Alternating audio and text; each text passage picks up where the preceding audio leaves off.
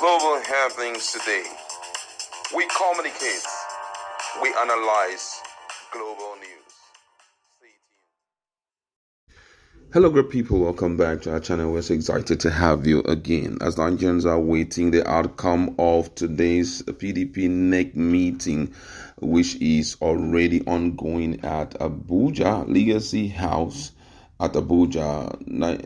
Most of the key top stakeholders in People Democratic Party have been sending in their contribution in form of castigation against the FCT minister, as against some of his actions he has taken thus far against the People Democratic Party. Topmost in the list is the former Jigawa State Governor Sule Lamido, and he has sharply criticized the Minister of the Federal Capital Territory, Sanction Wike, calling him a disaster and urging his expulsion from the People Democratic Party.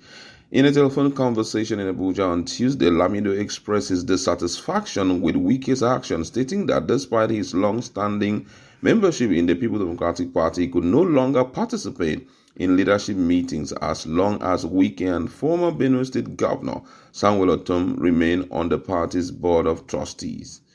According to him, he says, I remain a member of the People Democratic Party, a party I helped form, but I have made the painful but necessary decision to abstain from leadership meeting until Wike and Ortom are removed from the board of trustees.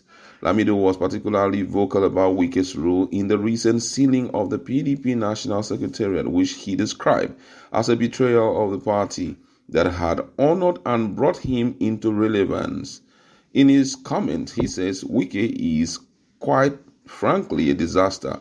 What he has done is un-African and un-Nigerian. To seal the PDP Secretariat, a party that made you, is like destroying your own home. Lamido likened Wike's action to those of someone who, despite receiving help, tries to dominate their benefactor. In his word, he says, he claimed he financed the party, but is it wrong for a son to take care of his own mother? Does it now mean the mother must submit to the son just because he's providing her clothing? Continuing his criticism, Lamido remarked that Wike's action reflected a lack of political tradition and values. In his word, he says Wike is thinking in a very rap way. He lacks the values and tradition that define our political culture. I am glad, however, that President Tinubu intervened. The office was reopened by his order. He further added that President Tinubu's intervention has exposed Wike's political shortcomings. According to him, he says that the very man Wike is trying to please by destroying his own political family is the one saying, no, you can't do that. So, in a way, Tinubu has exposed him, showing that Wike is unreliable and without tradition. Reflecting on his past role as the National Secretary of the defunct Social Democratic Party SDP, Lamido lamented how the current PDP has tolerated members who undermine the party.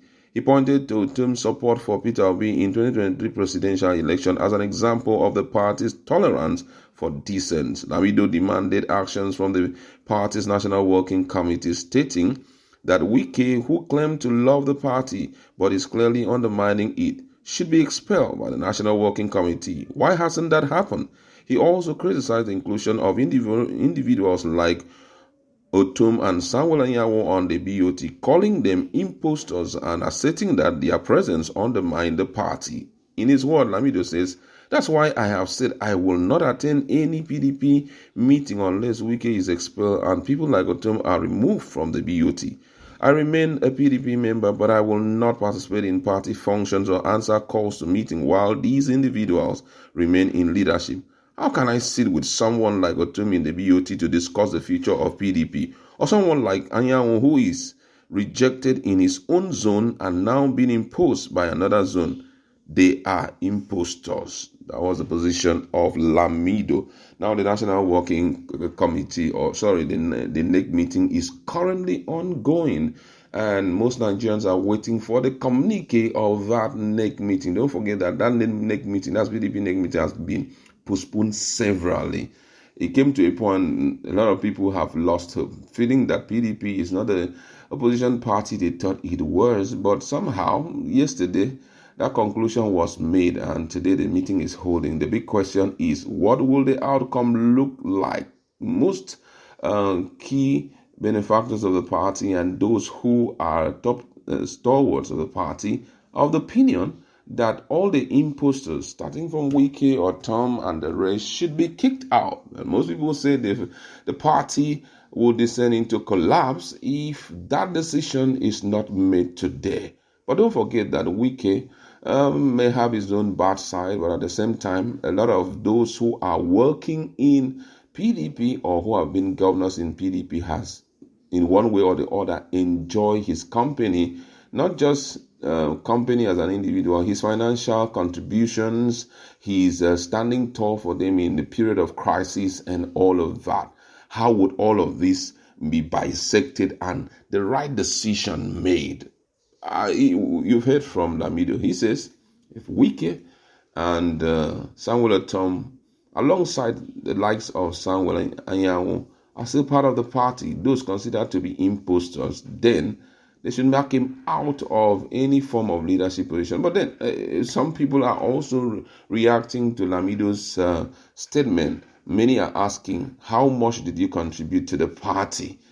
Because that's one of the questions that has kept Wike still standing in PDP. Most of the governors, as much as their presence is registered in PDP, but then their impacts, financial impact, leadership impact, standing tall for the party in a period of crisis have not been there. Imagine, for example, we have almost 12 governors, before now, but the ground rent is still pending. Doesn't mean nobody has enough money to pay off the pending ground rent.